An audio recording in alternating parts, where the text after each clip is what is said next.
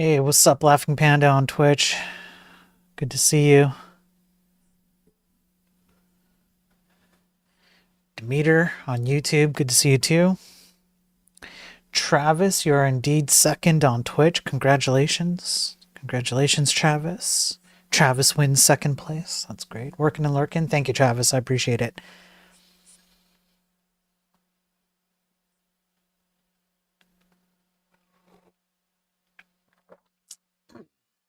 I've got my coffee. I'm ready to go. Johnny, how you doing? Good to see you on Twitch. I think I've got all my articles. And yeah, I know there's a few of you on X as well. I multi-stream to Kick and Rumble also, and LinkedIn. So if you're on any of those and you're watching, definitely drop a message. Show some support for the hard work I put in every day on your behalf, you lazy, lazy bums. And I do it for you, you lazy bums. I do it so you don't have to. Now, this one's going to be a bit of a longer stream. The reason why is because I'm not sure I'm going to be able to do the daily tech news tomorrow. I've got father duties to attend to, and that means that I'm not sure I'm going to have time. I've got some stuff to do. So I decided I'm going to load up on this episode number 58, and then episode number 59 will happen on Friday.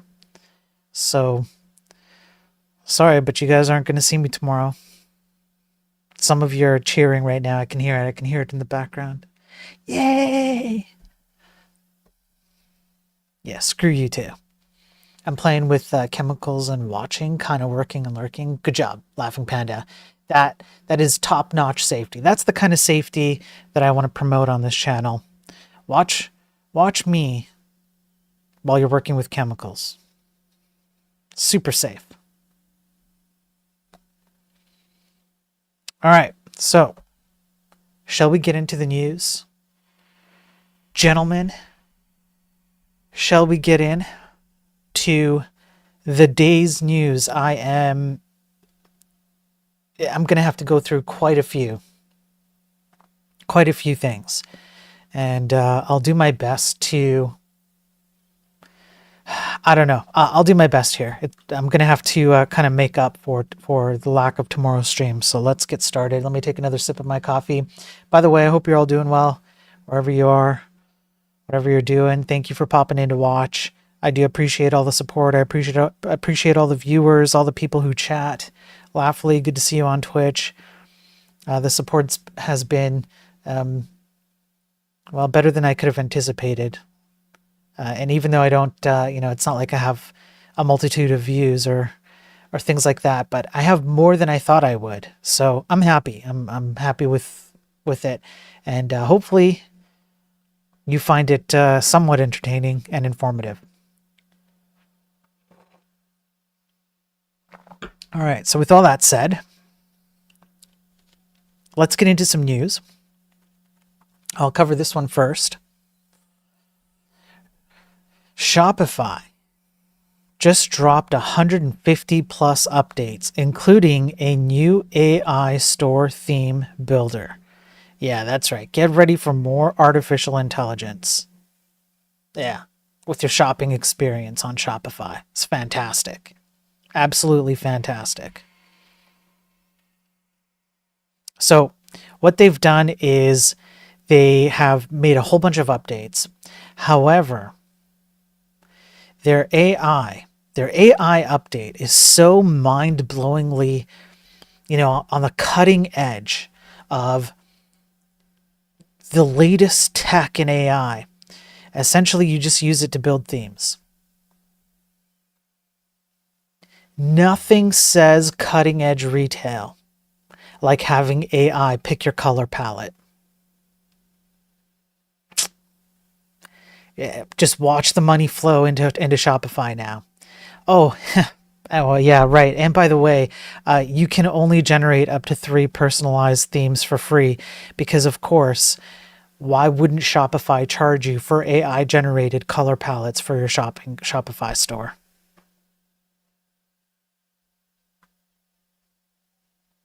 This is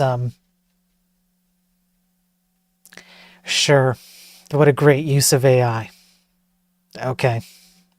I don't know. This was stupid. Thought I'd bring this one up.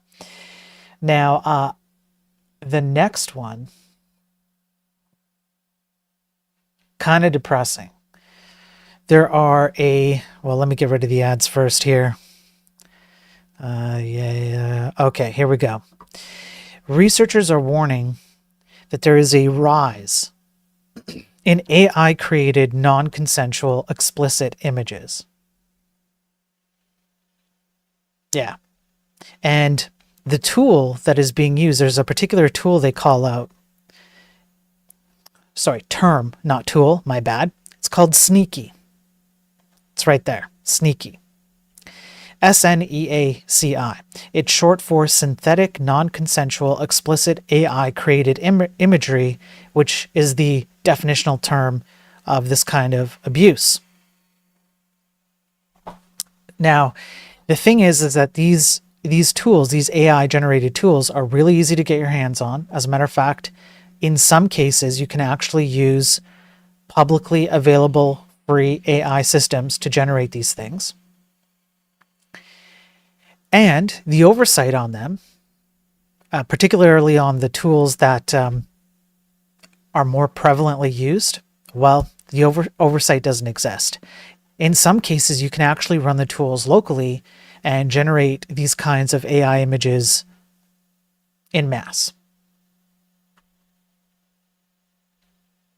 You know what I really wish people would use AI to generate consent forms. That'd be better. Just use AI to generate consent forms. I would take that over this. Obviously, I don't have to get into the impacts of this, and I just want to call out the AI cultists and hypists who say that AI is some panacea or utopia that we should all work towards. Everything will be great. AI will save us from whatever stupidity. Insert stupid argument here. You asked for this. You cannot complain when the thing you hyped up and fanatically cult-like promoted is used for this purpose. You have no moral ground to do that because you didn't think about the consequences of your promotion of AI. So here it is. They do have a scientific paper on ArcSiv, which you are more than welcome to look up. I've kind of avoided some of these scientific papers just to get through some of the news articles for today because I'm trying to kind of catch up for what I'm going to miss tomorrow. So I'll leave the scientific articles to you until maybe Friday. We might do some of the scientific articles that I've got lined up and cover those. Yeah, Dimitri, Coomer's going to, yeah, absolutely. Yeah. So,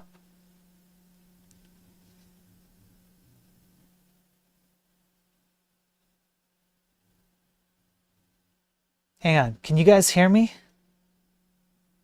Is my sound all right? Did I lose my sound?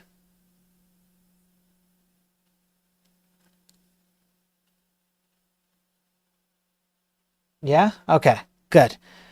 All right, thank you. Johnny can hear me. All right, perfect. Just wanted to make sure that I didn't accidentally mute myself or something. Thank you, Laugh. Thank you, thanks for confirming that. Yeah, thank you. Okay, so let me pull up the next article here.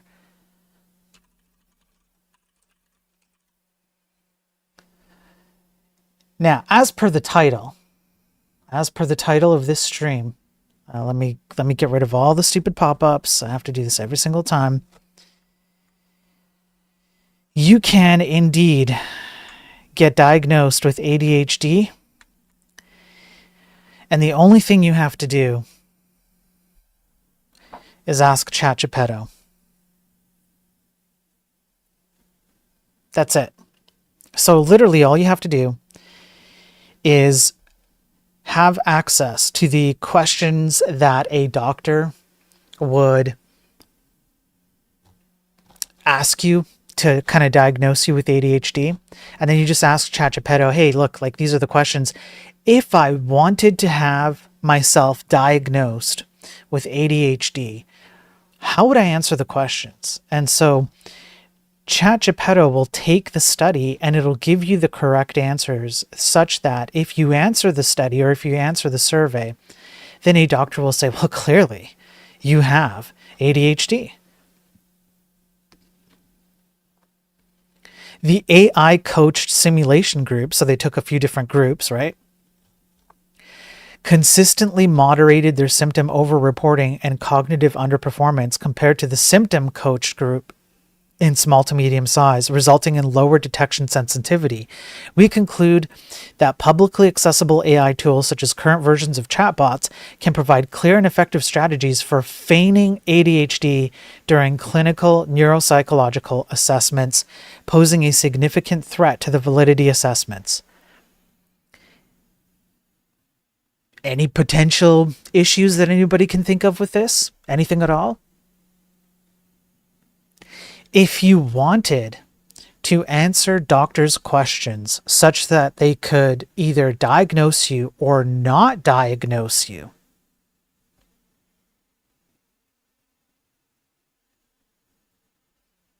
you can see where problems can arise.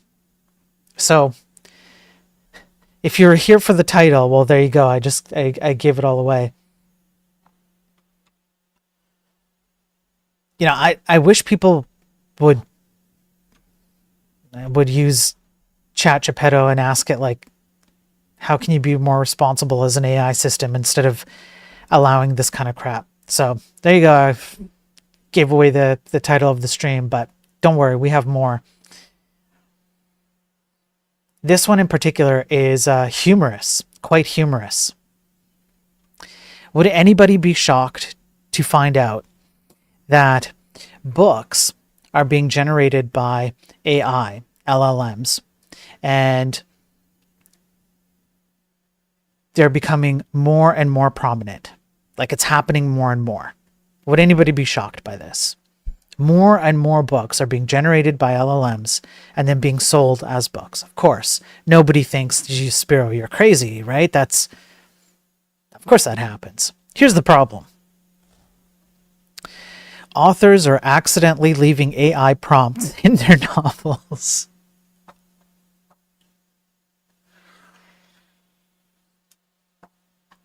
Yeah. I mean, why not, right? Why not? So there are some books. Let's just go over some of the examples, all right? Since we're taking a little bit of extra time, this one's kind of funny. Let's just see some of the examples. I had a hard time tracking down one or two of them, so I couldn't confirm exactly one or two of them, but the rest are confirmed. This is hilarious. All right. So fans reading through the romance novel Dark Hollow Academy Year 2 got a nasty surprise last week in Chapter 3 in the middle of a steamy scene between the book's heroine, I'm not sure how you say that properly. I think it's heroine, and the Dragon Prince Ash. There's this. I've rewritten the passage to align more with Jay Bree's style, which features more tension, gritty undertones, and raw emotional subtext beneath the supernatural elements. Yeah, so we just have we have LLMs just outputting their responses as part of the book. It appeared as if this author used an AI to help her write the book. And the book is hard to find on Amazon, but I did do a Google search just to confirm it, and it does exist. And apparently 404 Media here got a copy, and the book no longer contains this reference. Now, they do say there's a screenshot. I couldn't find the screenshot. This is one thing I couldn't find. But I believe that this did exist. This is no shocker to me.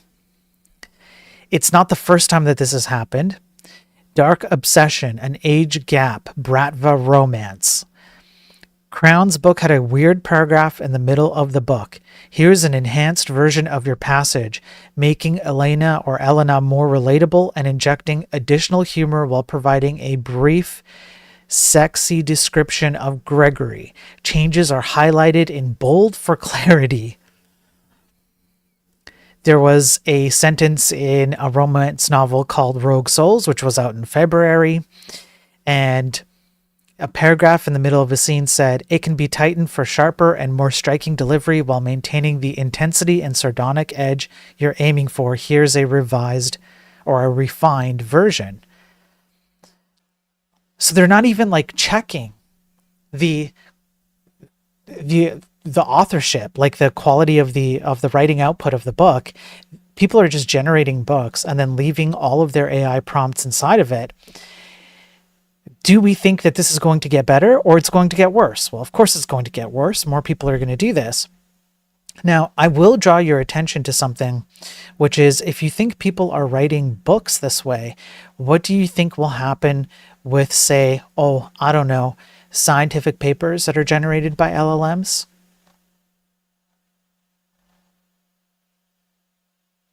That's going to be a problem.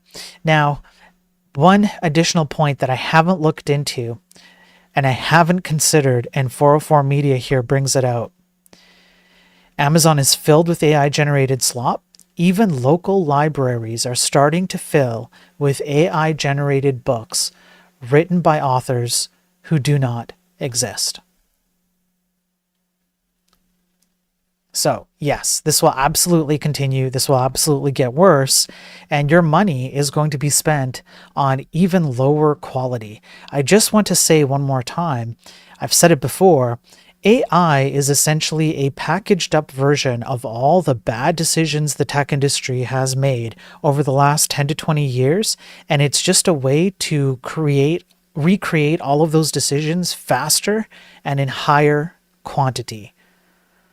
And unfortunately, along with that comes lower quality, which you're going to pay for. So you're actually going to pay more for even less quality than ever before. And I thought things were already bad with the tech industry and we were already overpaying for low quality work. Well, it's just going to get worse.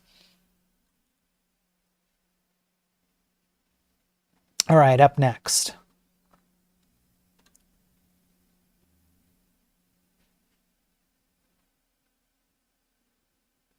This one, which I have to get the ads out for. So the most common attacks that web hosting environments are suffering from. What do you think these could be? Well, I think it's safe to say if you've been watching the Daily Tech News for the last 58 episodes, pretty easy to tell what they are. 95.5% of all infections in 2023 hit WordPress sites. I've said it before, you might as well just give out your admin password or just have none on your WordPress site. I don't see what the point is. It's like why? What are you holding on to? There's no point. Now, malware is absolutely, according to a survey done by it's these guys, Securities, which is actually like a pretty well-known security kind of research company. So malware is the number one. The next one is DDoS attacks. Cloudflare's Q1, we already covered this on a previous Daily Tech News stream. Their Q1 2025 data recorded 20.5 million separate DDoS events, a 358% year-on-year surge. And we covered this, I think it was yesterday or the day before. They had to block a single burst that hit 6.5 terabits per second and 4.8 billion packets per second, the fastest packet flood ever disclosed. Then we have SQL injections. And then after SQL injections comes XSS and buffer overflows. So what surprises me here is the types of attacks that are most prevalent are some of the easiest to prevent. These, like for example, if you have like DDoS attacks, it's kind of hard, right? Kind of hard to prevent people from doing DDoS attacks. But SQL injection attacks should not be number 3 on the list. That's my personal opinion. We have all kinds of mechanisms. Apparently, programming and hardware and software and all of that has never been better. We've never had a better time than we do today. And yet we have SQL injections as number 3 in the most common issues that websites have. That's way too high for me. If you want to know more, the security survey research is on their website. I'm saving it. I might go over it in more detail because I think there's some good tidbits in there. But such as it is, there you go. Demeter on YouTube, thanks, man. I appreciate it. Have a good day. Thanks for popping in.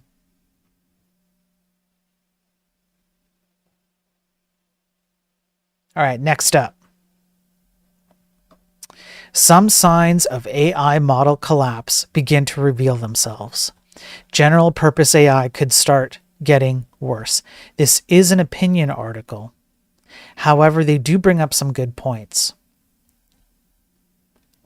One of the points that they brought up is how the author here tried to use AI to get stats from the U.S. Securities and Exchange Commission, the SEC, and got numbers that apparently came from the SEC itself, from business reports, but they didn't exist. Another issue with the AI models is something called RAG. I believe it's later on. Yeah, here. So RAG is retrieval augmented generation, which means that you give LLM access to databases, documents, data that you have maybe locally or that are publicly available. So what'll happen, well, the intent is that the LLM will read from this information and then provide you answers to prompts that you ask it based on that information. What happens, though, is that even though you might get an increase in good answers to prompts, you also increase the risk that you're going to leak private data, or you're going to have biases in the LLM that takes particular types of data and gives them a stronger signal than it should. Or in some cases, it can still hallucinate. Although it does reduce hallucinations, hallucinations still exist even with direct access to the raw data that you want it to utilize. Then you have these LLMs that people use even with RAGs where they think they're going to get better outputs and whatnot. Then you generate reports, you generate blog posts, you generate summaries, you generate scientific papers, and so on and so forth. And you post those on the internet, and then what happens? We've talked about this before. Then the AI systems get fed the updated data off of the internet. They go and scrape it. And then unfortunately, that bad data just gets plugged right back into the AI, and the AI just continues to get worse.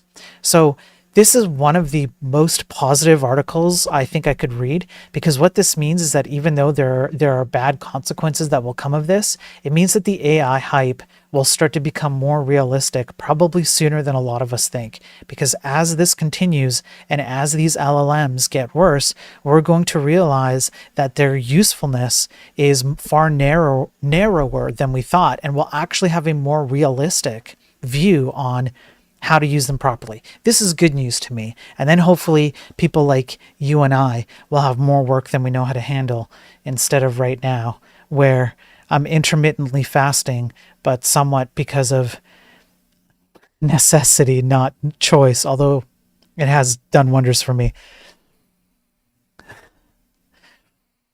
Okay, now we do have a little bit of an update on some of the UK stuff. If you remember a few weeks ago, the UK got hit several days in a row. Actually, within a span of 2 or maybe 3 weeks, they got hit quite a bit with cybersecurity issues. But at the very beginning, they had three retailers hit. I think literally just one day after another after another. It was 3 days in a row. I believe it was Co-op, Harrods, and M&S.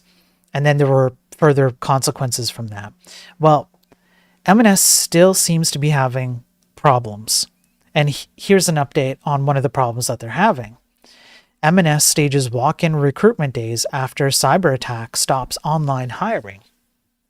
So because M&S is still suffering from the cyber attack, unfortunately means that they're having to ask people to come in to go through the hiring process. They have no ability right now. They have had to shut down all of their online recruitment processes. So bring all your documents. If you're out there, bring all your documents. Make sure you're prepared.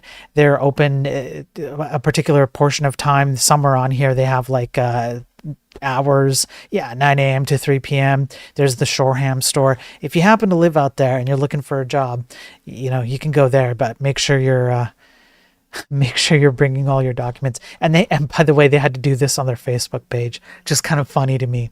So again, this is another instance where cybersecurity issues have a very serious impact to businesses in very negative ways. And I wonder what goes on in the head of somebody who's considering going to work for M&S, knowing that this has happened to them. Maybe most people don't really think about it that deeply. I wouldn't be surprised if that's true, but I'm sure some people are going like, I don't know. All right, now kind of on a little bit of a different tone. Normally we cover security attacks that happen as a result of like website attacks, like we covered malware, we covered SQL injection, for example.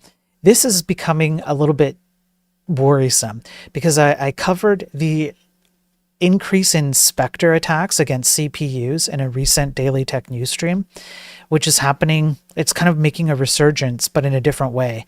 And there was a hacker convention that proved that's maybe it wasn't the hacker convention. My memory might be failing me here, but what I do remember is that we covered a news article about how CPUs are subject to attacks through race time conditions, or you can even gain access to unprivileged information by simply beating out the branch predictor while it's branch predicting privileged information and you are unprivileged, things like this. And so now we have before you on screen BIOS under attack. Hackers increasingly focus on boot threats. And I want to bring this up because I know some of my viewers, at least some of them, are quite nerdy. You play around with your, look at this. Look at this, I'm getting hacked. Guys, I'm getting hacked. It's happening.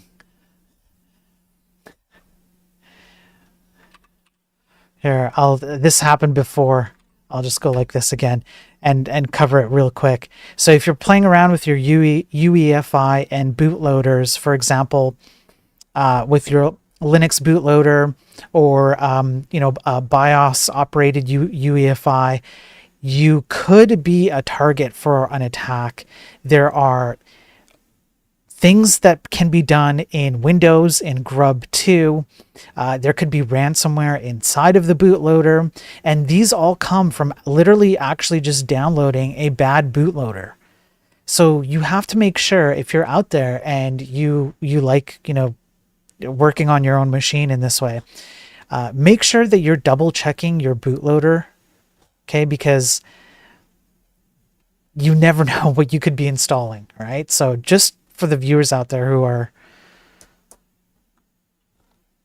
who like that kind of stuff, I'll just put up a new tab. Otherwise, it's going to pretend like it's hacking me again.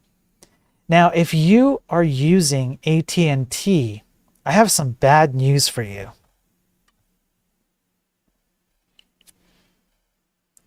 Major AT&T leak exposed 31 million records, hackers claim. This is a claim that has not yet been 100% verified, so some attackers will Usually they'll just say like, yeah, we did it because they, clout, right? So apparently they have 31 million sensitive user records ranging from full names to customer IP addresses. And this is a sample of some of the data, although it's kind of, blacked out. And the sample data includes full customer names, genders, dates of birth, tax IDs, device IDs, cookie IDs, IP addresses, full addresses, phone numbers, and email addresses.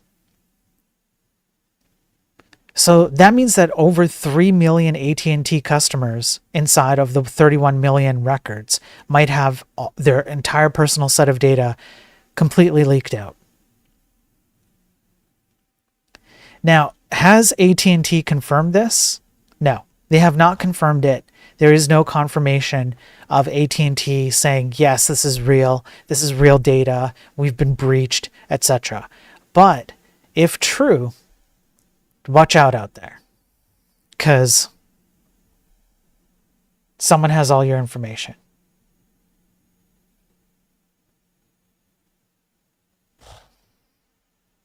Let's keep going. Luxury aviation services firm allegedly breached, staff details leaked. I don't know about this particular airline or jet company. It's a private jet company, so I don't know about them. But apparently there was a leak that happened from stolen information by a ransomware gang that did kind of the same thing as the last article. They had a bunch of sample data and they said, yep, we've hacked it and whatever. Now, what they did post, they posted screenshot of aircrew details, including their passports. It also has several documents attached, mainly concerning the flight crew. The most valuable data for luxury aviation providers is often related to their customer base, which doesn't appear to be included in the post. However, I would argue that this can very easily lead to customer data, because if you have access to employee data, particularly flight crew data, there are all kinds of ways you can utilize and manipulate that data to get access to, all kinds of stuff.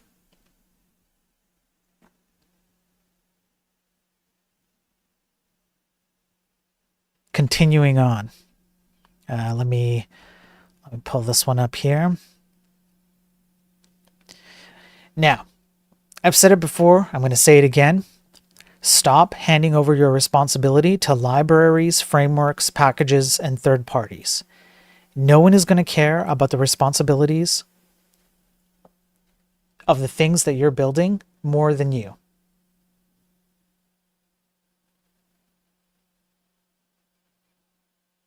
Hang on, let me pause here. Let me make sure I'm still online. Am I still online?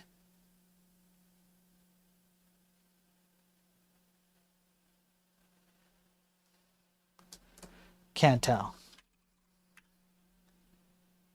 Yeah? Okay. Because on my side, it shows that I dropped, but it might not be me. That just might be... Yeah, okay. So it's a bad signal on my side. That's all. My stream signals are saying I'm down, but I'm not actually down. All right, I'm going to keep going. So, like I was saying, the concept that you are going to ensure safety, or that something is solved and thoroughly tested and so on, by handing over your responsibility of something you're supposed to be doing to a third party, just doesn't play out well in real life.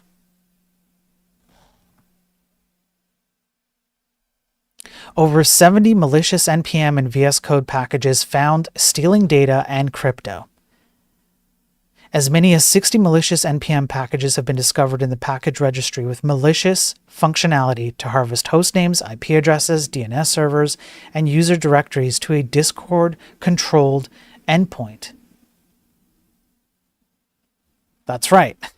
So literally, these things are being sent. This kind of data is being sent to a Discord channel of unknown state. Like, nobody knows where it's going to, and it's just publishing all this information based on NPM libraries that people are installing. This is the kind of thing that happens when you abscond your own responsibility. Now, does that mean that you shouldn't ever use third-party libraries and whatever? No, that's not what it means.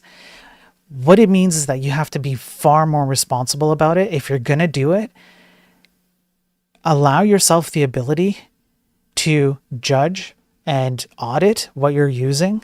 And that means that you have to understand what the heck's going on inside of your package systems. Okay, so yet again, another case of third-party packages leaking information because people don't check.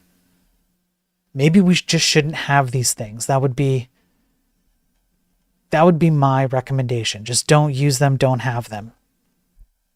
If you're going to use a third party, then I would argue you should go out to a repository, actually read the code, and then pull it over.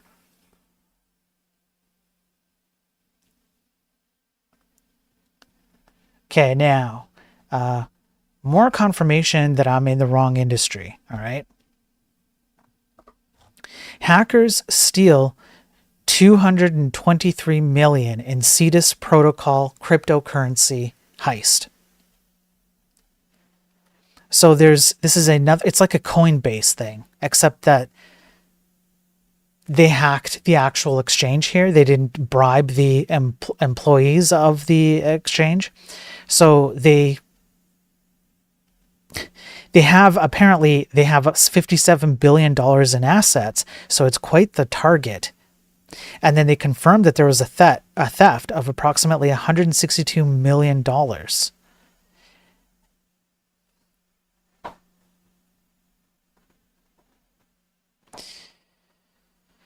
We identified the root cause of the exploit and fixed the related package.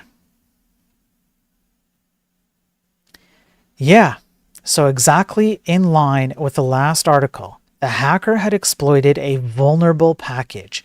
Now imagine that you are a cryptocurrency exchange with $52 billion. This is the problem with handing over your security responsibilities or your functional responsibilities or whatever it is to third-party packages. Not only do you limit your own ability to understand what's going on, how to do particular things, understanding what's going on under the hood, but you also have to trust somebody else who will not care about the things you care about the same way you do. So now a hacker gets to walk away with $162 million. Actually, I think it's more. I think it's 233. 162 might be just one hack. I think there was 2 hacks. I can't remember where this was. I mean, it says it in the title, so 223. There you go. I was wrong. 223. Yeah, that's right, Laughing Panda. They're trying to shut me down. Yeah. They're coming after my internet.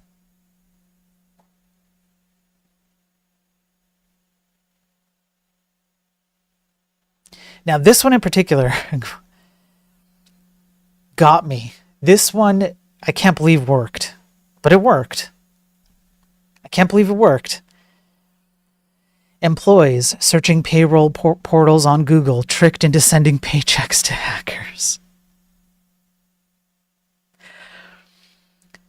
I can't. The process for this to happen, I would love to be a fly on the wall.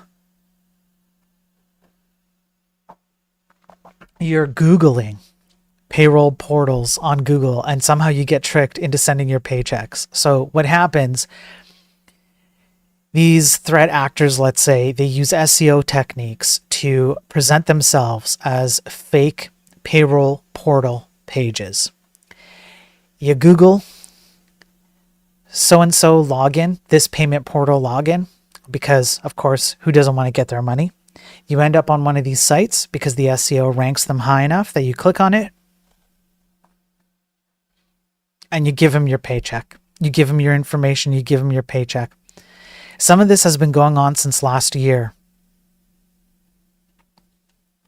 Everything looks as well as it can look and you give out your information. The credentials that you provide are sometimes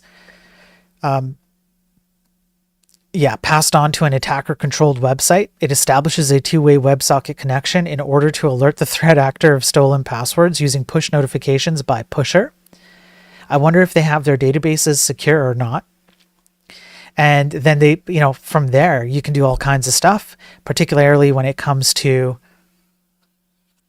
accessing people's payroll data. They are also quite diligent about making sure that they stay up and running. For example, they use residential IP addresses as a way to bypass scrutiny. They will use like IP addresses from home office routers, and they will even have brand name addresses so that it's harder to tell that this is compromised information or a compromised website. So they're really trying hard, and it's working. Like it is working. There's all kinds of information that you can get when you do that, and then they talk about some of the stuff that we've talked about on these tech streams quite a bit. So now, who here loves cookies? And I mean browser cookies. Who loves browser cookies? Anybody love browser cookies? Aren't browser cookies like the bee's knees? Well, I'm sorry to say, but 94 billion browser cookies are being sold to hackers on Telegram.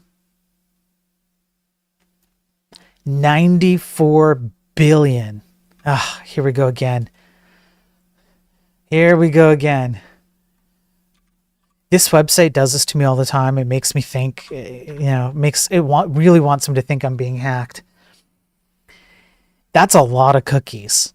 More than 20% of them are still active, which means that people actually have access to cookies that would allow them to gain access to whatever those cookies have access to.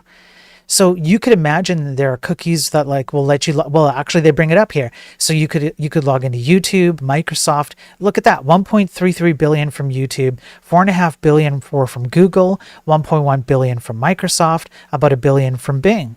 Most commonly stolen cookies were session IDs and assigned user IDs, which absolutely allows you to log in as someone. So you can have your account taken over. Personal information such as name, email address, password, and physical address was also frequently exposed. NordVPN, the sponsor of today's episode, I'm just kidding, says cookie theft is exploding. Hackers went from swiping 54 billion cookies last year to 94 billion this year, a 74% surge. This is a very good way to get access to people's accounts and make money. Like I said, I'm in the wrong business. I'm out here talking about this. People are actually doing it, making more money than I ever will. I guess that's what you get for trying to be for trying to help people out. Okay, let's keep going. Data breach at KBC Securities Services. Financial information leaked to thousands of customers. KBC Securities Services mistakenly sent the positions of thousands of customers to third parties for whom the information was not intended. That means that a lot of people got sensitive data about people's financial states, like financial positions, their financial holdings from this company. What happened? KBC says it was most likely caused by an external employee.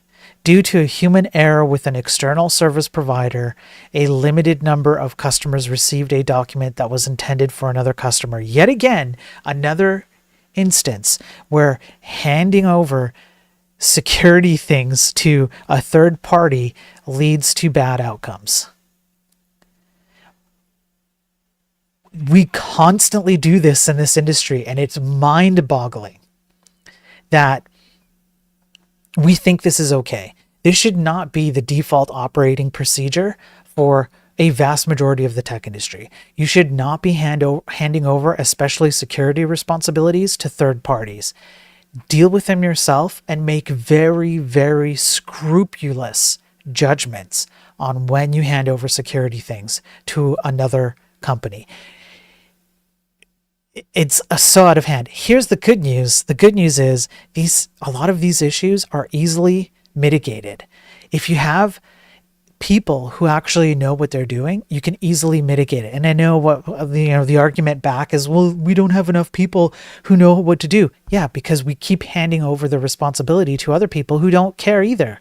So we never actually foster an environment in the tech industry where programmers learn to look under the hood, understand basic security fundamental principles, etc., etc. This isn't actually that hard. We just have to invest a little bit of time and money. You could turn this around in months. It's well within reach. All right. These pop-ups are dangerous. They could show something bad. Yeah, I know they could. Yeah.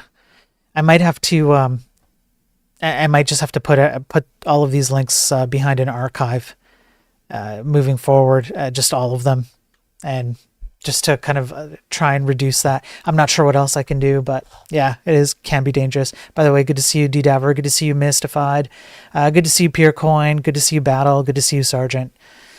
Well, have sin laid off InfoSec teams. Yeah. All right, Adidas. Do you like running? Who here likes running? Well, too bad. There's a data breach that happened after a customer service provider attack. German sportswear giant Adidas disclosed a data breach after attackers hacked a customer service provider and stole some customers' data. So, if you get an email saying free sneakers from Adidas, don't open it unless you like running from identity theft. But that's my cue to take a sip of coffee.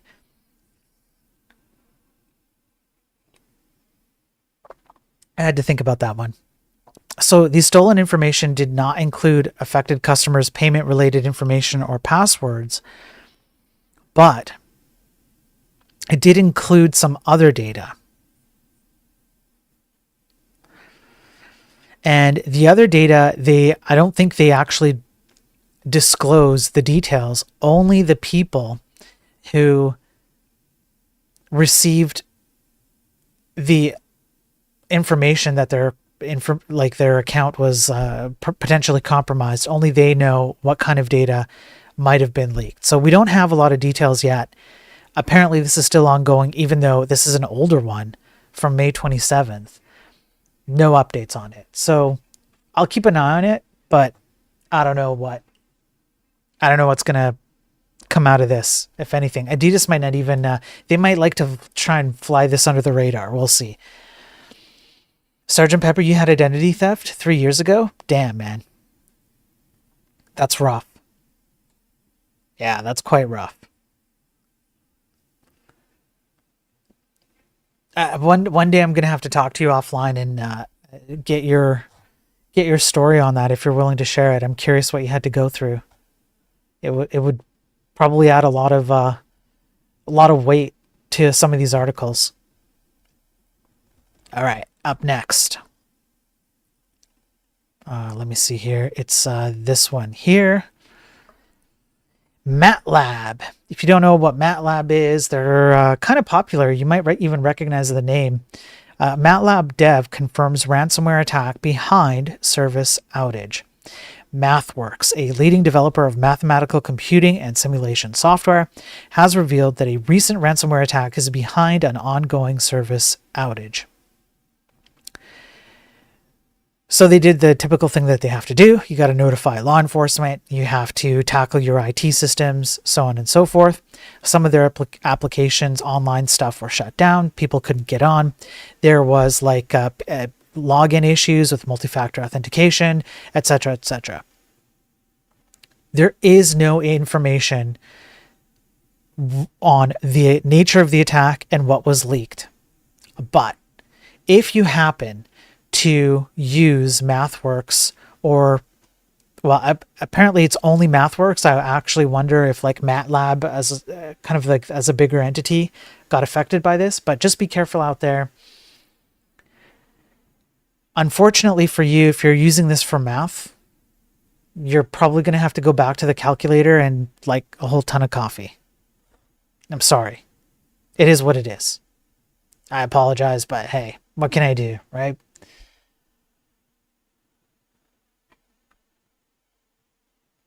Let's keep going. New self-spreading malware infects Docker containers to mine Dero cryptocurrency. Dero cryptocurrency? I'll check out your messages later, Sergeant. Thanks for dropping that. Yeah. Misconfigured Docker API instances have become the target of a new malware campaign that transforms them into a cryptocurrency mining botnet. Now, I would change the counter down below in orange tech or in orange text. Episodes since last non-secure cloud bucket. Right now it's 1. I would change it. However, I'm pretty sure that I have an article that will absolutely put that to 0. So for the time being, I'm going to let it go. Misconfigured Docker containers are allowing people to hijack them, spread. It's using Golang, so there you go. Don't use Go, all right? Go is bad. I'm just kidding. They called the malware Nginx. It scans the internet for exposed Docker APIs and the cloud Dero cryptocurrency miner. So the payloads are both developed with Golang, and then they find targets, they take over the targets, inject themselves, and then they just continue spreading and spreading and spreading. You can see kind of the chart here.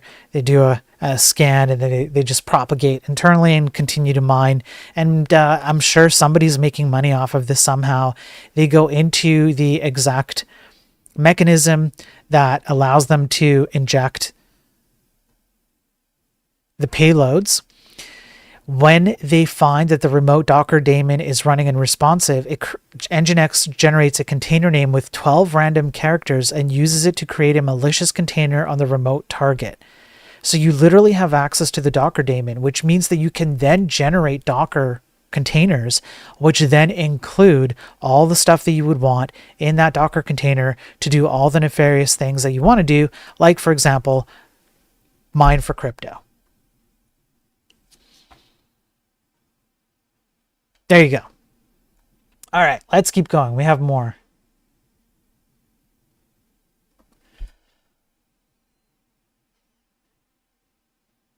Here, Jordan's major bank data stolen, claims hackers. Now, the bank here, the Jordan Kuwait Bank, has not confirmed that the data is real. However, hackers have claimed that they have data. So on May 26th, the Everest ransomware cartel stole the personal data of 1,003 JKB's employees and in total 11.7 gigs of internal company data. They gave a 5-day window until May 31st to make contact and negotiate. There is no downloadable sample of the data, but they do have screenshots, and you can see not passport codes, but a lot of other sensitive data here. So you can see personal data, 11.7 gigs, a whole bunch of screenshots, full names, family details, job titles, dates of birth, nationality, work emails and phone extensions, and bank account details. Bank account details, that's crazy. It's like, anyway, so the details are unknown. It's not known how they got access to the data, and you can see some of the copies of the data, and even like things like marital status, the last time that they were, active, let's say, country of birth, religion, nationality. There's all kinds of, look at this. That's a real person. Say what you will, but that's a real person who has their data, like Sergeant, which I'm not reading chat right now, but like Sergeant, right? Sergeant is unfortunately a real person in chat, but these are real people and they're affected by this kind of stuff. That's my dad says he'd ever. Good to see you, Elko. How are you doing, man?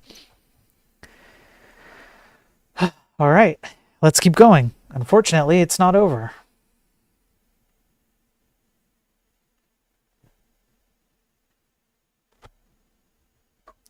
Major data leak exposes 1.6 million Etsy TikTok shop customer emails. Hundreds of thousands of customer files have been discovered leaking from on. Oh, what's this, bros? You know what this calls for, right? Anybody know what this calls for? What does this call for? Someone's got to say it. What does this call for?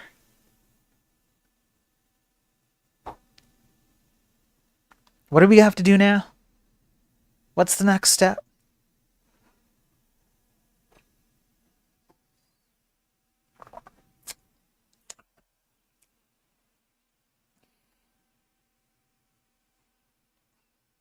My chat doesn't pay attention. They just like having my voice in the background. They have no idea what I'm talking about. Nobody knows what I'm talking about. No one pays attention. No one knows what's going on right now. There's something that we have to do as a result of seeing another unprotected instance. Nobody knows. True. Yeah. Yeah, that's right. Thank you, Johnny. Johnny listens. Johnny on Twitch listens. Okay. So we have to change the counter. So we'll go over here and we'll go to the counter and we get to go to 0. Were you saying something? No, I wasn't saying anything. I was just sitting here silently. Yeah. Thanks, Sergeant. Yeah. Get out of here, notifications. All right. So we're setting the counter to 0. Another unprotected Azure blob storage container containing over 1.6 million files. According to the research team, exposed instances contained shipping email confirmations in HTML format. While the vast majority of the exposed data comes from users in the United States, some affected individuals seem to be from Canada and Australia, which isn't real, so it doesn't count. Nobody real comes from there. All right. Obviously, serious issue.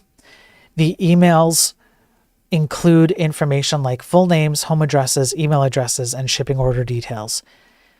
This is actually quite a good way to trick people into handing over their personal information.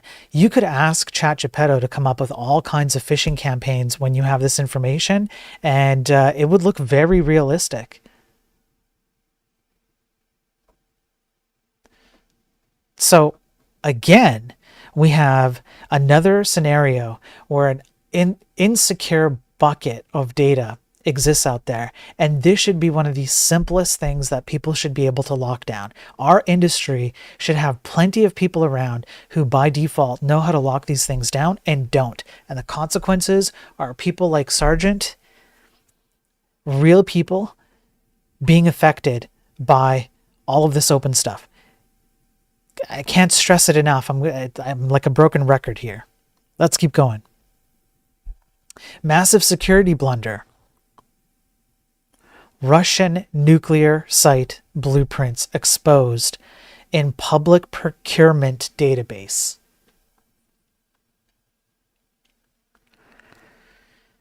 Data including building plans, diagrams, equipment, and other schematics is accessible to anyone in the public procurement database.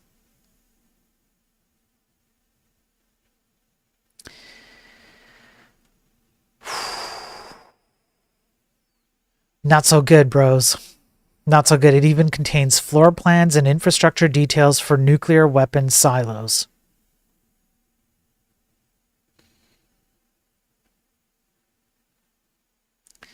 Hundreds of detailed blueprints exist. Now, I'm going to count this, since I'm not streaming tomorrow. I'm going to count this as another exposed set of data that is not locked down. So guess what we're going to do to the counter?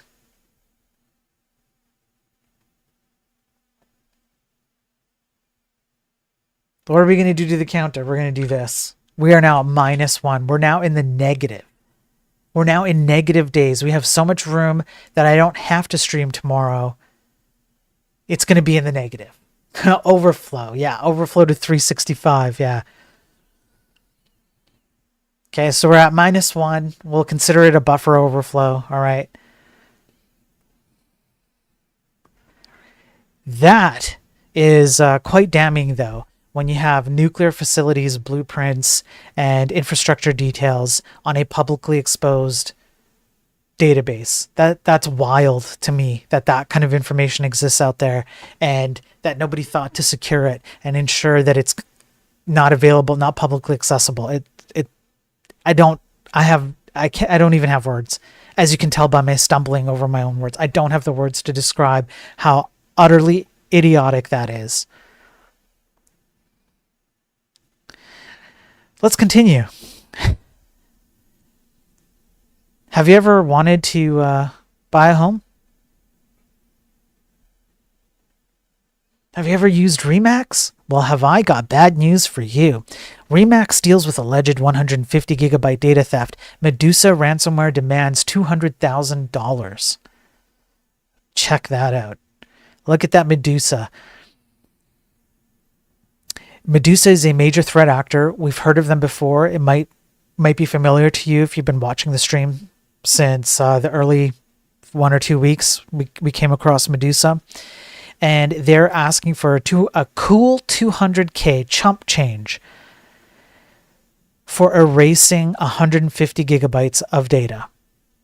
The breach isn't officially confirmed according to this. There is a countdown timer that leaves less than 18 days to pay up before everything is public.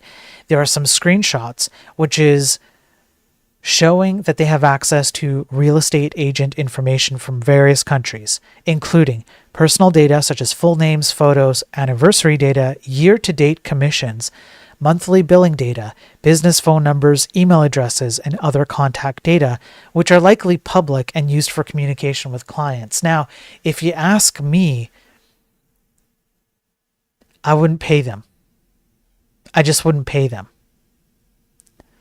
If anything, in some cases, it might actually help the agents through publicity. Internal documents expose the amounts paid out to real estate agents, their classification, quotas, and fee structure. The dates in the documents indicate the data is from 2021 to 2023. Other screenshots include photos and schematics of properties' layouts, as well as one franchise termination letter. I don't think any of this is of particular... I think they even say that. It doesn't seem to be super sensitive or valuable. Yeah, I don't see how this data is like that. I don't know. I wouldn't pay if I was them. I wouldn't pay the money. It's like, it's fine. People know that real estate agents make money off of the sales.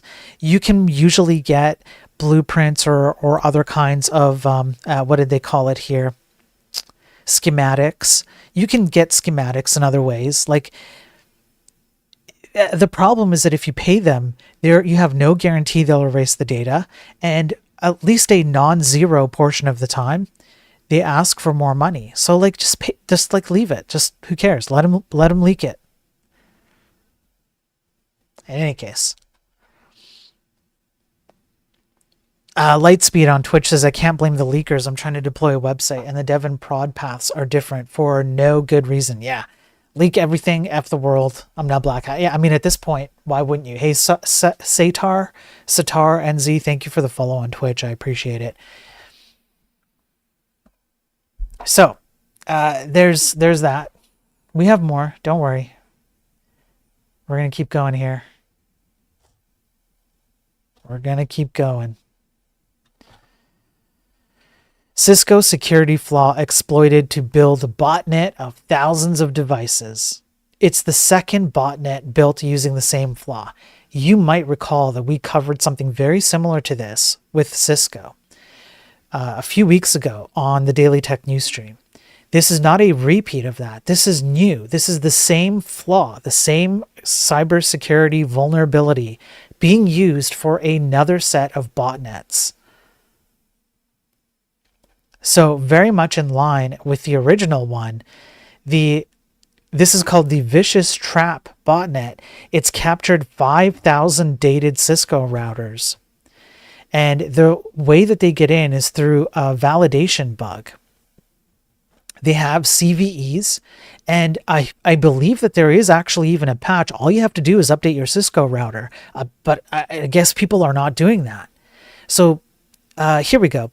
The flaw is in the web management interface. It allows an authenticated remote attacker to execute arbitrary commands on an affected device, made possible due to improper validation of user input with incoming HTTP packets. Again, this falls under the bucket, in my opinion, it falls under the bucket of stuff that we should be able to have on lock in this industry as like a default kind of modus operandi. And we don't. As a result, all of these Cisco routers are being taken over, and then we have a botnet, which the botnet can then do all kinds of stuff. It can go and scrape data. It can commit like DDoS attacks. It can be used as a jumping off point for phishing schemes or other malware. There's all kinds of stuff. You can even use it to grab data from people who are using the router. You can grab all kinds of pertinent data that helps you to, access even more stuff you shouldn't access. This is not good. Now, ho ho ho, I have talked to Santa Claus. I do not know yet. I have no confirmation yet whether these hackers are going to get coal this Christmas. However, what they do have is 360,000 exposed people's data at an analytics giant. The attackers breached LexisNexis Risk Solutions. It's a third-party service provider in late 2024. They took the company's customer details, including social security and driver's license numbers. Early this April, the company learned that on December 25th, on Christmas Day, attackers acquired certain LNRS data from guess what? Again, a third party. One more time, another company handing off responsibility, not properly checking what the hell they're doing. Now, I know the argument back is it's not always the third party's faults. Things happen. Things can happen in your own company too, etc., etc. I understand those arguments, but we do it way too often is my argument. And these are the kinds of things that happen when you hand over the responsibility of security to a third party that is just by definition not going to care about your business as much as you do.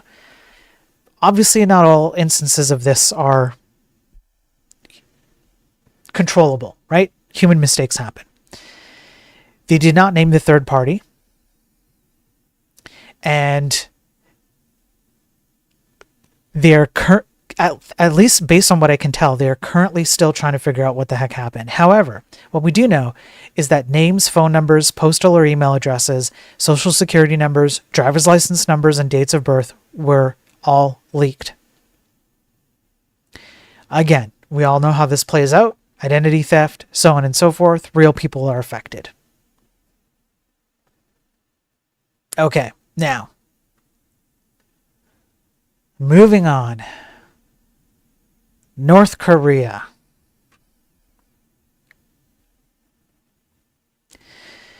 I'll give you a tip right now.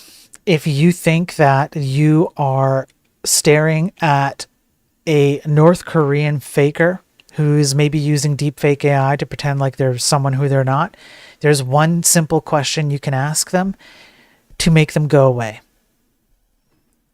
And that question is,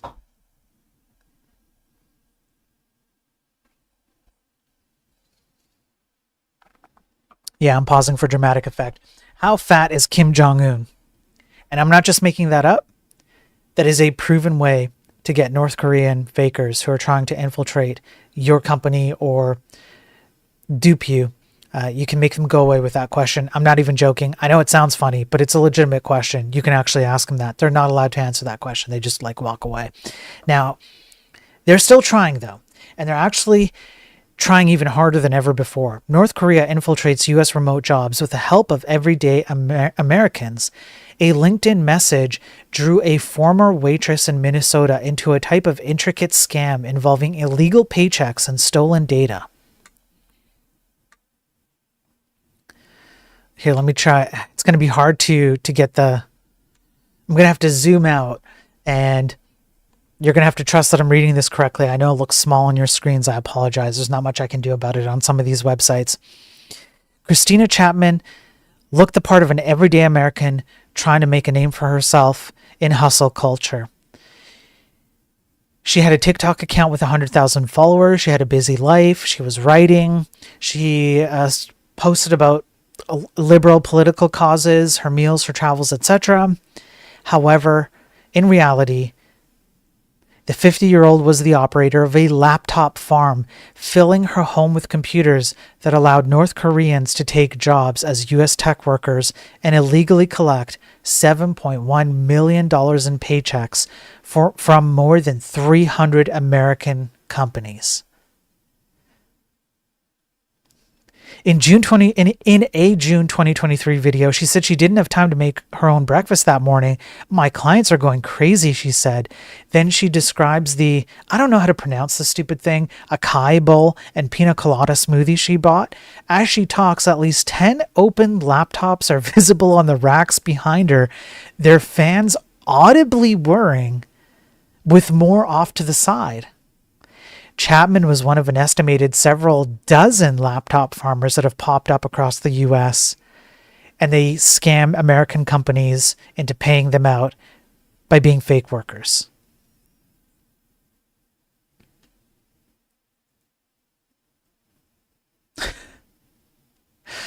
So these North Korean workers will fake their interview process, they'll get jobs, they'll get paid, and then they'll have somebody who lives in the US and therefore has US based IPs and so on, addresses and all of that, and they will act as a hub for all of these North Korean workers, and then they just funnel all the information plus all the dollars over to North Korea, whoever is behind it. Chapman, so this woman here, Christina Chapman. Saucy, thank you. Chapman fell into a role after she got a request on LinkedIn to be the U.S. face for a company that got jobs for overseas IT workers, according to court documents. There is no indication that she knew she was working with North Koreans.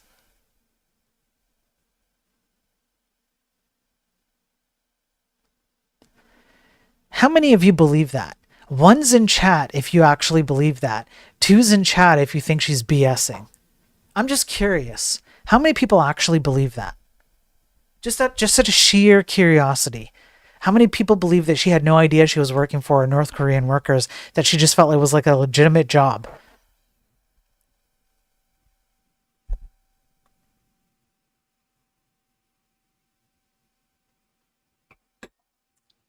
Yeah.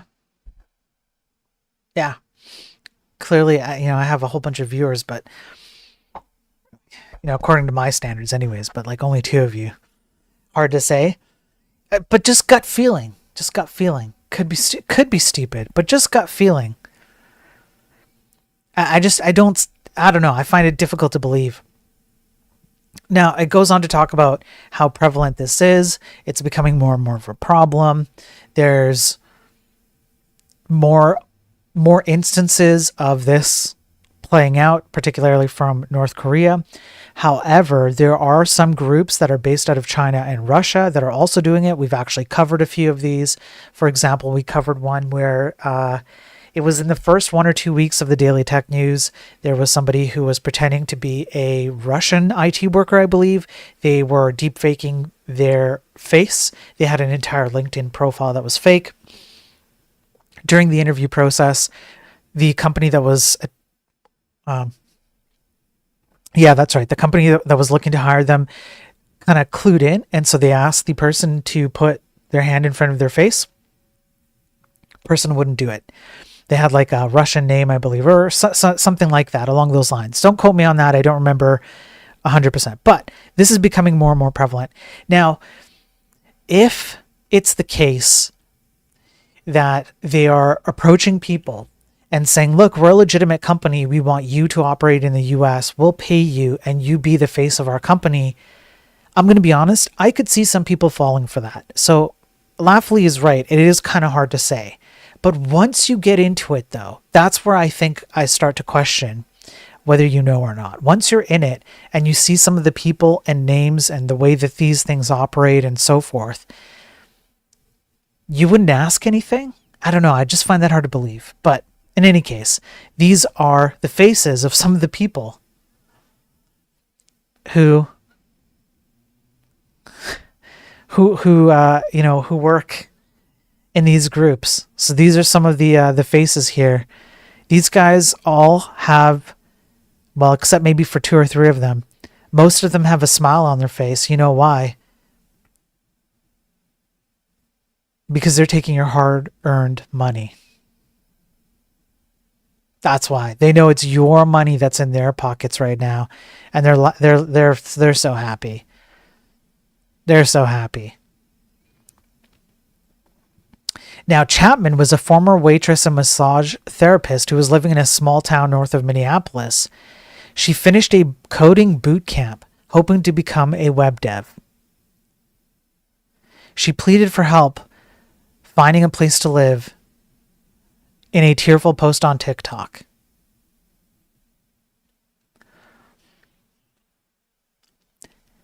I don't know how you can go through a coding boot camp and not ask questions about the nature of the business you're involved in. However, I could see her overlooking questionable things because she needed the money. It's the only way I can kind of try and, make sense of it, aside from maybe she's just dumb. I don't know.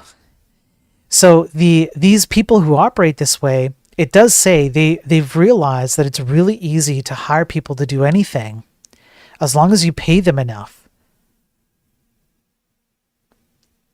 Beyond laptop farms, they hire US proxies just to get a mailing address to receive packages or paychecks, or to hand over their own identification to the North Koreans. Others will pass liveness checks, pretending to be the actual employee every time the employer needs them to turn a camera on. They hire people to create legitimate accounts on freelance platforms that are then handed over to North Koreans. At one point, North Koreans were using generative artificial intelligence to alter their appearance during online job interviews. When interviewers figured out an easy way to detect it, hand in front of face, the North Koreans started hiring tech-savvy people to ace the interviews. They're getting smart about it. They're quite good at this. And they're siphoning off millions of dollars, tens of millions of dollars out of our tech economy. That is crazy to me. Dollar heroes? Yeah. That's crazy. They're making money. That's money that could be paid out. That's jobs that you and I could have, and money that you and I could be paid out. All right. Who here likes anime? I only have a few more articles left, so these ones should be good. There's some good ones. We're getting to some of the fun stuff. And the data they got their hands on, yeah, Dedever. Who likes anime? Any anime fans? No, not the sick kind, just general anime fans. Sick degens. Just general, like, anime.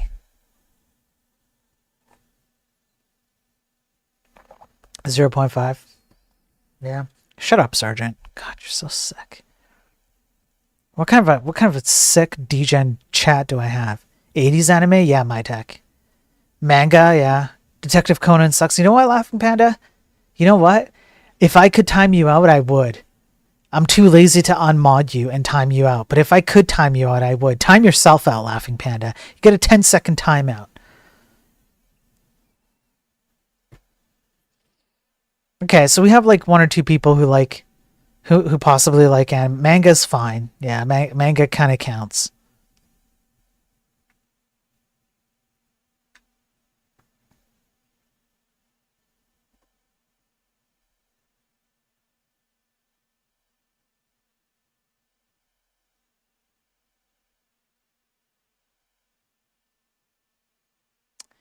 Is it over 9,000?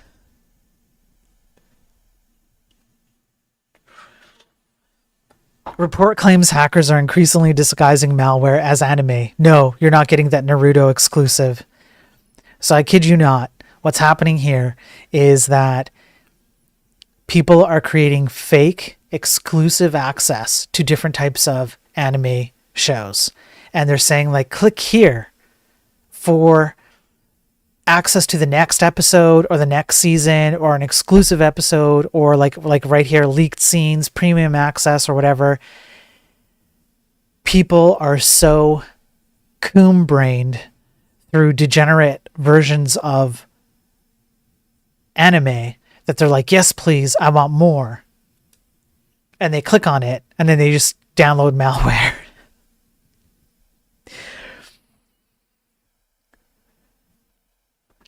While anime most certainly works well, it's not the only thing hackers are using to target Gen Zers. Shrek, Stranger Things, Twilight, Inside Out, and Deadpool and Wolverine are all popular choices, accounting for more than 43,000 attack attempts. There was a notable spike in early 2025 too, coinciding with the latest release of the Shrek trailer. Now, hang on. I had a thought about this, all right? I had a thought about this. I'm going to put on my Goomba hat because I'm going to go into conspiracy mode. So here we go. Alex Jones conspiracy mode. Look what it says right down here. I'm going to try and zoom in and see if I can. Okay, good enough. All right, good enough. There, we'll do this. So right down here it says, those interested in watching the latest shows should sign up for well-established, reputable streaming services such as Netflix, Hulu, or Disney Plus, and not resort to pirated or otherwise questionable sources. Can anybody think of a conspiracy theory that I've come up with? Can anybody? What could be a conspiracy here playing out? Anyone? I'm just curious.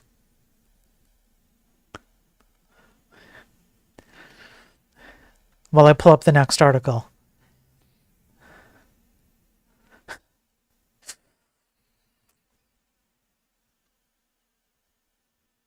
Disney made anime hacks.exe. That, yeah, Laughly picked up on it right away. It's not. No, the conspiracy is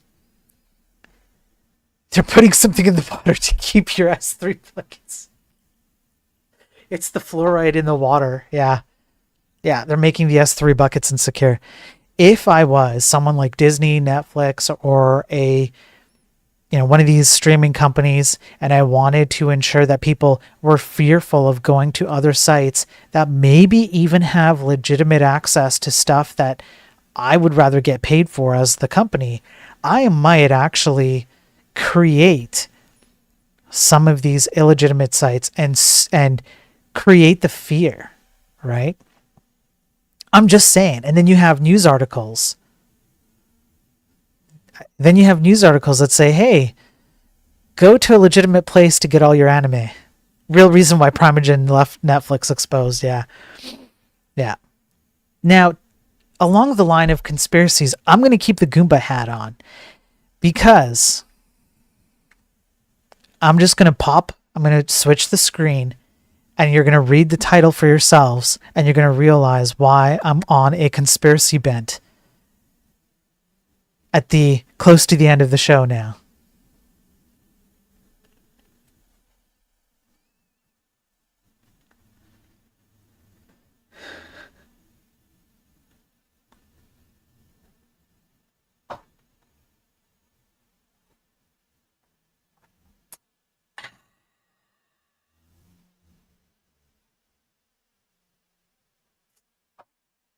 Yes. Yes.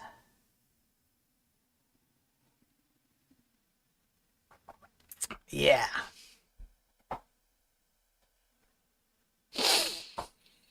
Yeah. The CIA secretly ran a Star Wars fan site. Here it is. from the Wayback Machine. Here it is. Here's the site. Looks not bad, right? Looks not bad.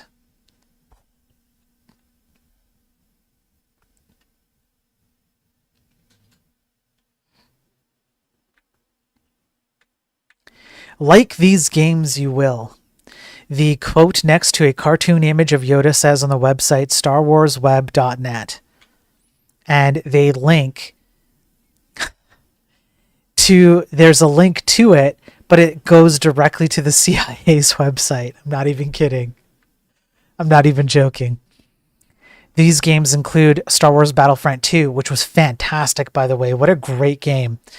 Star Wars The Force Unleashed 2, Star Wars The Clone Wars, Republic Heroes for Nintendo Wii. Next to that are links to a Star Wars online store with a tagline, "So you want to be a Jedi," and an advert for a Lego Star Wars set. It looks like an ordinary fan website from around 2010, but it was built by the CIA to covertly communicate with its informants in other countries, according to an amateur security researcher. The site was part of a network of CIA sites that were first discovered by Iranian authorities more than 10 years ago, before leading to a wave of 404s of CIA sources in China in the early 2010s. Ciro Santilli, the researcher, said he was drawn to investigating the network of CIA sites for various reasons, such as Chinese politics, his penchant for TV adaptations of spy novels, he potentially had the tech know-how to do it, and fame and fortune. So he started looking up all of the stuff, including the fan-made websites. And some of the sites appear to have targeted Germany, France, Spain, and Brazil, judging based on what he could find. In other words, this wasn't the only site he found that operated in this way.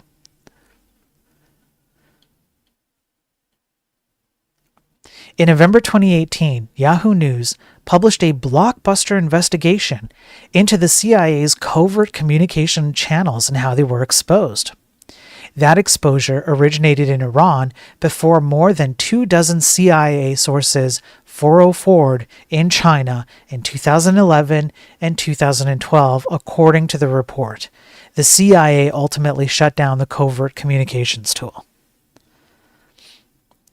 In September 2022, Reuters had a headline, "America's Throwaway Spies," and it showed how a CIA informant in Iran called Gholam Reza Hosseini, I'm not sure how to pronounce that right, was identified by Iranian authorities thanks to the CIA's sloppily put together covert websites. One of the CIA's mistakes, was that the IP addresses pointing to the sites were sequential. Holy shit, bros. Meaning that after discovering one, it was straightforward for a researcher to find others very likely in the same network. As the Reuters piece showed, typing a password into the ordinary-looking website's search bar actually triggered a login process for sources to then communicate with the CIA. The Reuters piece published 2 domains and described 9 of the sites in total. The piece included clues that Santilli was able to use to find many, many more. Santilli found that file names of screenshots included in the article contained, in some cases, the URLs of the CIA sites themselves. He then looked them up on the Wayback Machine, he writes. He then used viewdns.info to find other related domains. And then he dug in. For example, digging through a mass of historic domain names, analyzing the site's HTML, and using a small army of Tor bots to bypass the Wayback Machine's IP throttling. He says he did all this research without paying for any data and instead used freely available online tools for his sleuthing. Citizen Lab previously identified 885 total websites following Hosseini, the Iranian person there, telling Reuters the name of the site he used to communicate with the CIA, IranianGoals.com. Eventually, Santilli had a few hundred domains, which he manually inspected as patience would allow.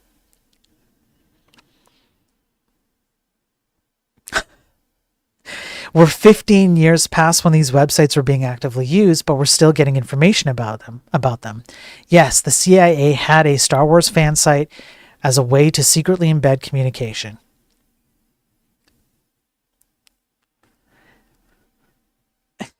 The CIA did not respond to a request for comment. I thought this was a banger article. I thought this was great. This was fantastic. The CIA couldn't even get it right. Now, unfortunately, what that means, this is funny now, but you have to remember that as a result of this, real people, real CIA agents, literally lost their lives. It's sad because people got 404'd. And I don't enjoy, reading about that. I know it happens. I get it. But it's a sad state of affairs to read something like this. I know that people lost their lives because of this. It's almost ridiculous. It's almost ridiculous. Okay, now, for all the haters, okay, because I have many, many haters. I have so many haters. The haters abound. I have haters in the dozens, all right, who say all I do is focus on bad news. Here's a bit of good news. AI boosts accuracy in detecting hard to spot breast cancers. I'm cool with this. This is good news. A study shows that AI can help doctors spot hard to detect types of breast cancer more accurately. Now, unfortunately, this article might have been written by AI. The reason why I say that? Because they do the intro twice. Literally twice. However, there is a link to the actual study. And the study itself, I'm not going to really get into it very much because I don't think it's as relevant to the types of streams that I do. However, I will say that the study looks legitimate. The accuracy results did jump. They went higher. They provide percentages based on some of the raw data inside of that study. I'm going to take their word for it that the percentages are real. So they are saying it went from 76% to 90%. I don't know if it's exactly these percentages, but it did seem like a positive increase. And they had a particular type of AI that they trained to reduce mistakes. And they got their mistakes down from supposedly 30% down to 4%. Again, I don't know if these percentages are correct because I'm actually questioning whether this was AI written, but the study itself did show positive improvements, lowered error rates, higher detection rates. So that's good. And the study near the end talked about how it's important to have the doctors look at the outputs of these models and confirm that the LLMs or whatever are providing correct, let's say, diagnoses or estimates. Hey, I'm here for that. This is positive news. This is an instance where an LLM or whatever you want to call it, like Johnny is saying, machine learning, yeah. This is like a good use case for it. And if this is the way that these things are going to get used, I would rather see more of this than anything else. So there you go. Some positive news. I think it could be bad, or I think it could be good. Like banger is what I mean to say. All right, next. The last article that I have before I end the stream. This in particular is hilarious to me.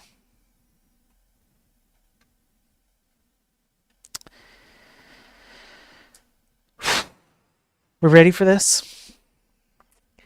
The AI cultists have found a home. I'm going to take off my conspiracy hat.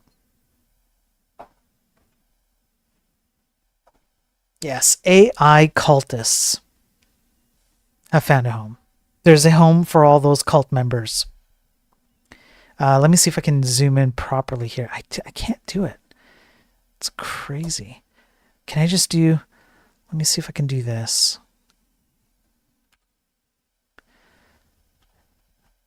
Man, this is so stupid.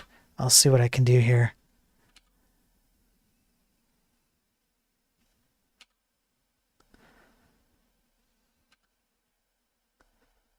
That's not going to work. I'm sorry, folks. You're just going to have to deal with bad zoomed in. So here we go. Let's read it. Pro AI subreddit bans uptick of users who suffer from AI delusions. What could this be about? What is this title? Let's read, shall we? An anonymous reader quotes a report from 404 Media. I'm going to read it out for you. I know the text is small on screen. I apologize. It's the best I can do. The moderators of a pro-artificial intelligence Reddit community announced that they have been quietly banning a bunch of schizo posters who believe they've made some sort of incredible discovery or created a god or become a god, highlighting a new type of chatbot-fueled delusion that started getting attention in early May. LLMs today are ego-reinforcing glazing machines that reinforce unstable and narcissistic personalities. You don't say.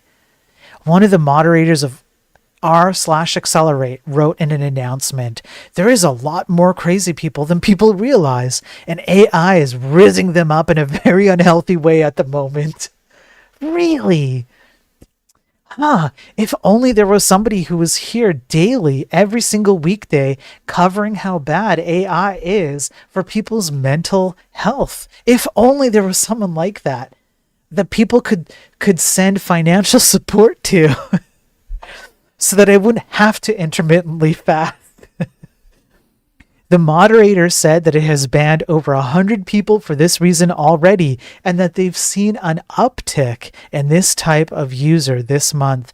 The moderator explains that r/accelerate was formed to basically be r/singularity without the D cells. r/singularity, which is named after the theoretical point in time when AI surpasses human intelligence and rapidly accelerates its own development, is another Reddit community dedicated to artificial intelligence, but that is sometimes critical or fearful of what the singularity will mean for humanity. D-cells is short for the pejorative deaccelerationists, who pro-AI people think are needlessly slowing down or sabotaging AI's development and the inevitable march towards AI utopia. I cannot make this up. r/accelerate's Reddit page claims that it's pro-singularity, pro-AI alternative to r/singularity, r/technology, r/futurology, and r/artificial, which have become increasingly populated with technology deaccelerationists, Luddites, and artificial intelligence opponents. Let's keep reading. This is so good. I saved the best for last.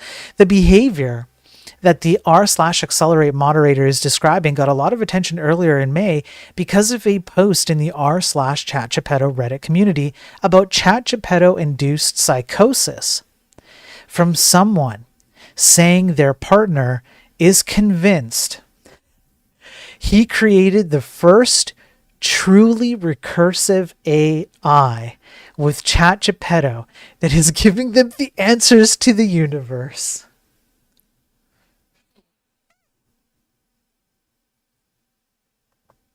Can't make this up, man. I can't even make this up. The moderator update on r/accelerate refers to another post on r/ChatGeppetto, which claims thousands of people are engaging in behavior that causes AI to have spiritual delusions.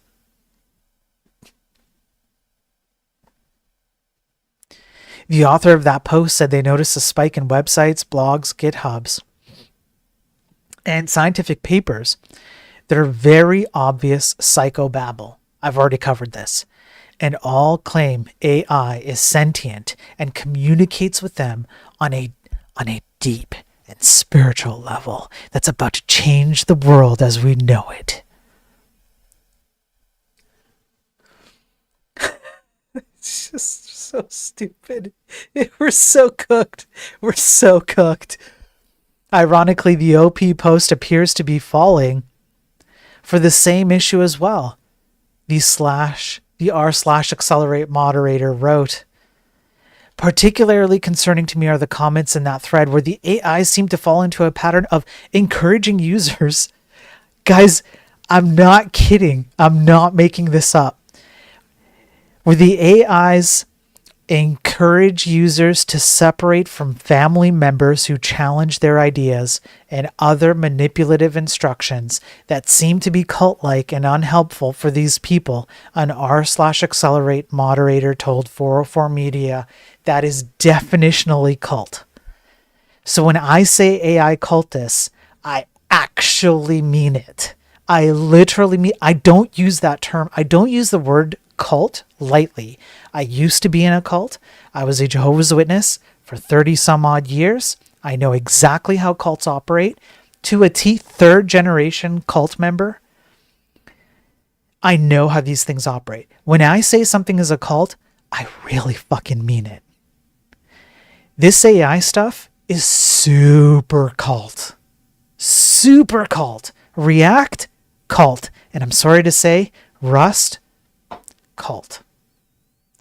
Now, not every member of a group is a cult member. You can have exceptions to the rule, okay? So just to be clear. But as a whole, it operates like a cult.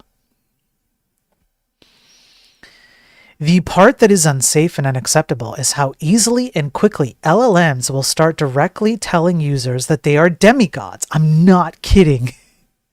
Or that they have awakened a demigod AGI. This is insane. This is bonkers. What am I reading? Ultimately, there's no knowing how many people are affected by this. That is the real kicker here. This is just what we know of. This is a series of Reddit groups. How many people are not even publicly talking about their experience with ChatGPT, telling them that they're a demigod or that they have awakened some kind of spiritual portal to some new domain and they have to separate from their family? There are people that are out there that are believing this that we don't even hear from. Based on the numbers we're seeing on Reddit, I would guess there are at least tens of thousands of users who are at this present time being convinced of these things by LLMs. As soon as the companies realize this, red team it and patch the LLMs, it should stop being a problem, but it's clear they're not aware of the issue right now. I'm going to go out on a limb and say that it's actually not a solvable problem. You can't stop this from happening. I think it's too late. I think we're past the point where you can prevent this from happening. It's way too late. And one more time, for the AI hypists and cultists, you asked for this. This is what you wanted. You cannot now make a moral claim. Oh, but this is bad. We should stop this. No. This is what you wanted. You wanted a full AI utopia. You wanted us all living on universal basic income and doing creative things, and having AI taking over all the mundane tasks, it's actually the inverse, which is typical of this kind of mental model that people have in their heads. It's the inverse of reality. This is what you wanted. You cannot say that this is a bad thing now. You have no basis upon which to say this is bad, we should stop this. Moderators of the subreddit often cite the term neural howl round to describe a failure mode in LLMs during inference, where recursive feedback loops can cause fixation or freezing. The term was first coined by independent researcher Seth Drake in a self-published, non-peer-reviewed paper. Both Drake and the r/accelerate moderator above suggest the deeper issue may lie with users projecting intense personal meaning onto LLM responses, sometimes driven by mental health struggles.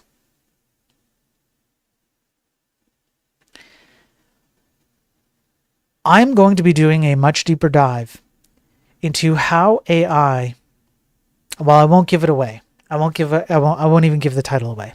But I'm going to be looking into this deeper.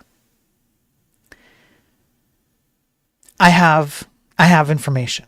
I have information on this. But I thought this was a really, really both hilarious and also deeply disturbing article to read, and a fun way to end the stream. Who agrees? Who agrees this was a fun read, a fun way to end the stream? So a bunch of anime Reddit artists got convinced they have ninja lightning god powers. Yes. Yeah. Yeah. Yeah. So there you go. That's the end of that.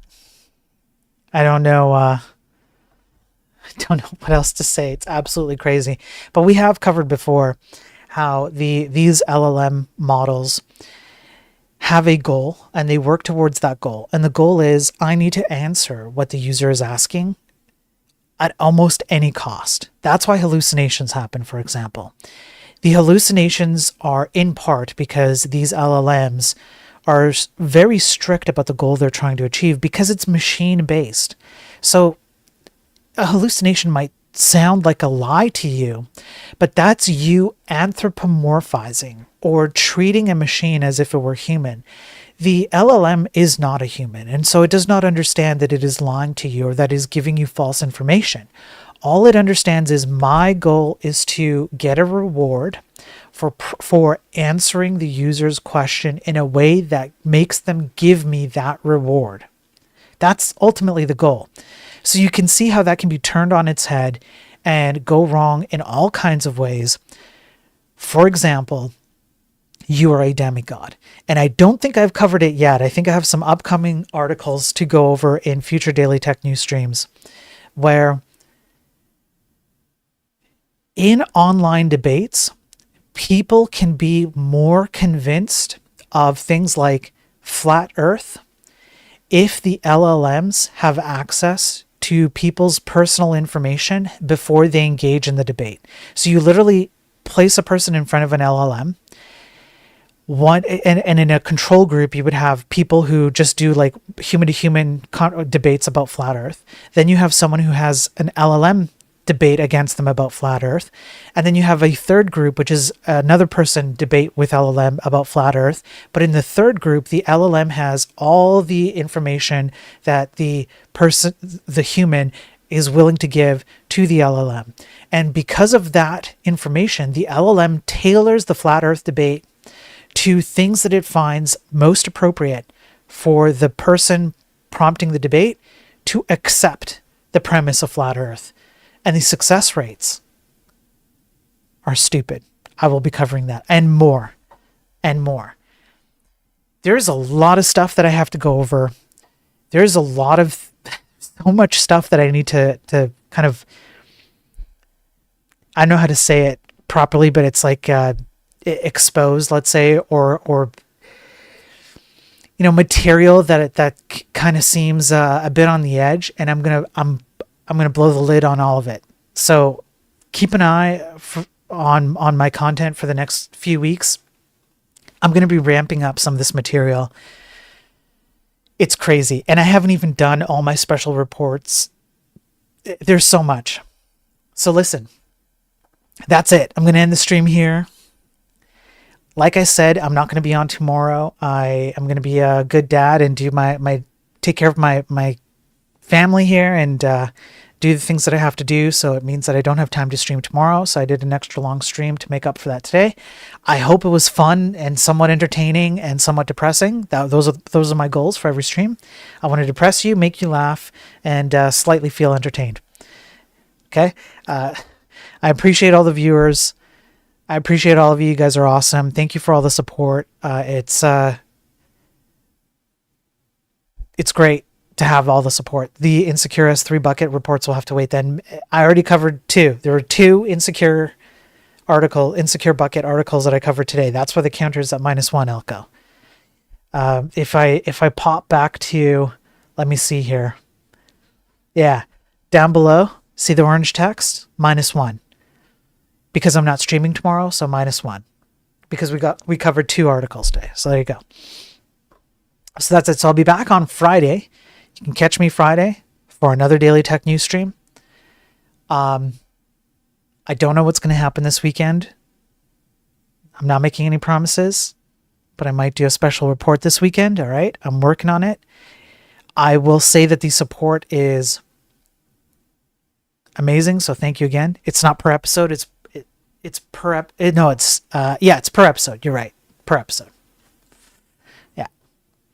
So I'm making up for tomorrow's episode. So thank you again for all the support. If you do want to financially support me, I pay for everything out of pocket. I make on average, if I average it out, it's like $10 a month. I don't do this for the money. Clearly, I've been doing this for like a year and some odd months. I'm not getting paid for it. Nobody pays me. It's just you guys and your support. And I take that money to make sure that I can keep things going. I know it's hard for a lot of you out there, so I'm not going to ask you for the money, but any financial support that you have given me in the past or any future support, I really do appreciate it. It means a lot to me, helps me take care of things around here so that I can spend time doing this kind of stuff, because I have to also work and continue to find work in order to keep things going, keep the family fed and all that. And I know that the tech industry in particular, it's hard for programmers to find work right now. I mean, I did a whole special report on ghost jobs. That's affecting people finding work. Right now, it can be difficult for you to part with $5, so I'm not asking for that. But I am asking you one thing. Like, subscribe, engage, repost, do all the stupid algorithm stuff that I hate, because it's the only way for me to expand viewership and persuade more people and arm more people with this kind of information, and hopefully convince them to go out and talk to others that the tech industry is not doing very well. LLM has, LLMs are not what they're hyped up to be. We have to be more careful. We can make a change. Here's how. Scientific information, statistical information, all of this stuff I'm hoping will get out there. The only way for it to get out there more is if you guys engage. And because of your existing engagement, I just crossed 34,000 subs on YouTube. I'm almost at 2,000 followers on X. I'm almost going to be able to go and live stream on TikTok as well, which was just another way for me to multi-stream. I know I'm getting some views on Rumble. I know LinkedIn is getting some attention. The attention is growing because you guys are engaging, and I really, really, really appreciate it. Hopefully it's beneficial to more people. So I do need you guys to do that. I am asking you to do that. That's the one request I have. Engage with, click those buttons. It's just a free way for you guys to do whatever. Peercoin just did it. It's a bang tip. If you type that command in on most of the chats, it'll give you a link if you do want to financially support me. I greatly appreciate it. And you can do that anywhere. There you go. I think it just popped up. I couldn't read it. So whoever just did that tip, thank you for doing that. I'm not even sure what the amount is. You know what? Just to give a proper shout out, I think I can look it up here. Let me just do a proper shout out. That was incredibly generous. Thank you, whoever did that. Let me just properly do this here. Let me go look at the tip. And there's no... Okay, the history on it might be lagged. It's not showing up right now. I'll wait, and I'll do a proper shout out next stream. Whoever did that, I'm not sure who it was. However, if you do tip, it does pop up there. I'm sorry I didn't read it. So whoever just gave that tip for whatever amount it was, thank you for doing that. I really appreciate it. On Twitch, of course, you can do the subs and all that. That's also another financial way to support me. Yeah. But ultimately, the only thing I am asking is the engagement. And again, I really appreciate all the support. You guys are awesome. So that's it.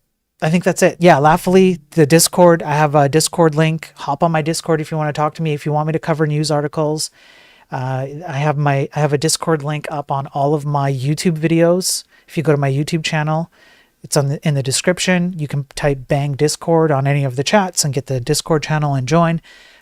Happy to talk with anyone about anything. Cover whatever you want me to cover. I think that's it. I think that's a long outro, but yeah. So one more time, thank you everybody. Thank you whoever gave that tip just now for whatever amount that was. I do really appreciate it. It means a lot to me. And I appreciate how difficult it is to part with money. Trust me, I know. Especially growing up poor, living on the streets. I know what it's like. So thank you, thank you, thank you. All right, that's it. I'm going to end it there. We're at 2 hours. I think almost 2 hours exactly here. So that's it. I'm out of here, guys. Stay safe out there as per usual. Please stay safe. It's dangerous. And you guys are awesome. I will see you again on Friday. Remember, not tomorrow, but on Friday. And that's it. Thank you. Peace out, folks. Peace.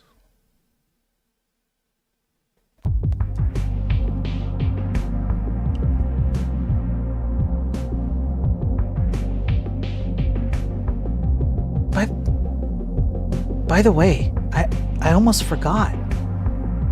I'm sorry. Just one last thing. I almost forgot, everybody.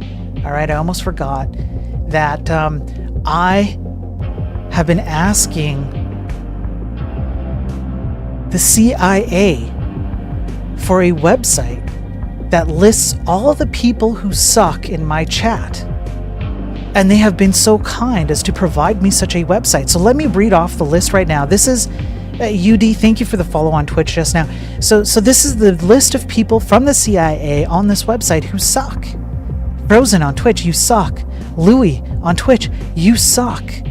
Louie on Rumble and Louie on YouTube, you suck. By the way, thank you for popping on there. I really do appreciate it. Laughing Panda, you suck. Purecoin, you suck too. You're on the list. Elko, you suck. MyTech, you suck. MyTech on YouTube, you suck. Johnny, I'm sorry, you suck. Frozen, you suck too. You're on the CIA list. Ghost, you suck. Ordinator, you suck. D-Daver, you suck. Purecoin, you suck. Sergeant Pepper, you suck. All of you suck. Every single one of you sucks. You're on the CIA website, all right? I'm sorry, it's just the way it is, okay? Now, I'm going to go and talk to my secret informants all over the world who all know how much you suck. I will gather the information that has been publicly exposed about you. I will continue to commit identity theft. You know why? Because all of you suck.